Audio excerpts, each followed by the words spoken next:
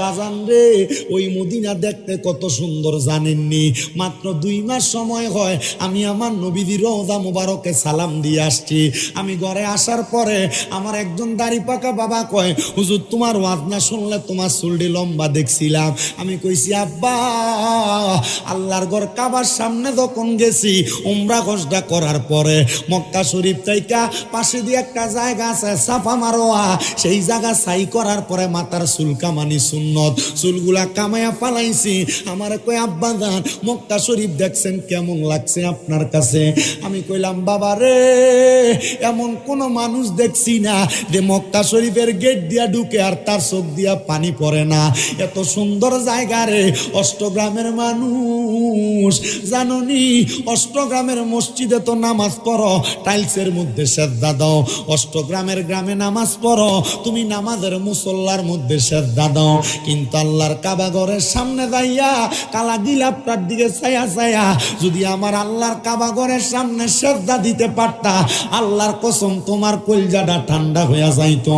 আমি যখন 7 নাম্বার হজটা করার জন্য গেছি, 10 দিনের ভিতরে 10 বার উমরা হজ আদায় করছি আমি মক্কা শরীফে।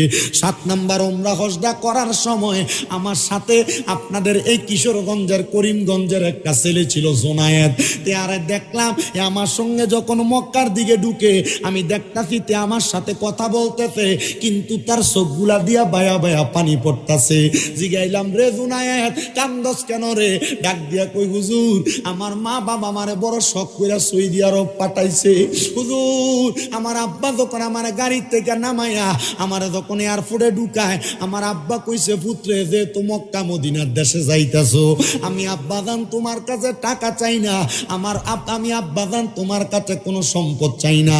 বাবা রে তুমি আমার একটা আবদার রাখবা, যদি মক্কা মদিনার দেশ সৌদি আরবে যে টাকা ইনকাম করো, তুমি টাকাগুলা দিয়ে আমরা মা বাপরে তোমরা হজটা করাইও। জোনায়ের ডাক দিয়ে কই হুজুর এখন আমি প্রতি মাসে 2-1 বার মক্কা মদিনা আসি, কিন্তু আমি মক্কার সামনে আসলে আমার চোখের পানি ধরে রাখতে পারি না। জিগাইলাম ভাই কারণটা কি বলবানি?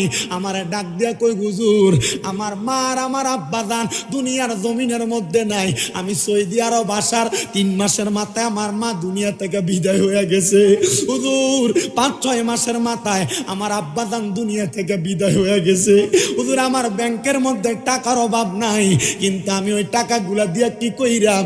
আমি আমার মা বাপরে তো মক্কা মদিনার সামনে আনতে পারি না। হুজুর মক্কার সামনে আসলে আমার বড় কষ্ট লাগে।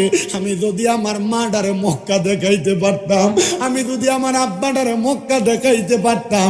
এই অষ্টগ্রামের বাবারা মনে রাখবারে, দুনিয়াতে টাকা পয়সা কামাই করে ব্যাংকে রাখতে পারবা, টাকা পয়সা কামাই করে জায়গা জমি কিনতে পারবা। এ পর্দার অন্তরালের মা বোনেরা 1 বড়ি 2 বড়ি 3 বড়ি স্বর্ণ বানাইয়া কানের দুল গলার চেন বানাইতে পারবা। এগুলা লইয়া কবরে যাইতে পারবা না। যদি বেশি জায়গা থাকে, বেশি টাকা পয়সা থাকে, নিয়ত করো নিয়ত করো নিয়ত করো, এই টাকাগুলা দিয়া একবার মক্কা মদিনা যাইবা। বড় হজ করতে পারো আর না পারো, 1,30,40 হাজার টাকা হইলে মক্কা মদিনাতে উমরা হজ করা যায়।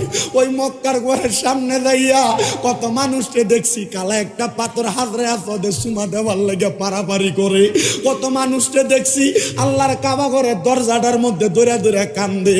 আমি দেখছি একটা লোক মানে ওই কাবা শরীফের পাশে রুকনি ইয়ামিনী নামক একটা জায়গা আছে, হাজরে আসওয়াদ পাথরের বাম দিক দিয়া একটা লোক হাজরে আসওয়াদ পাথরের সামনে এই রুকনি ইয়ামিনীর মধ্যে সুমা দিতাছে, আর কাবার গিলাপটা দৌড়া দৌড়া আমার আল্লাহর কাছে কইতাছে, আল্লাহ তুমি আমার সন্তানটারে বালা কইরা দাও, আমার সন্তানটারে বালা কইরা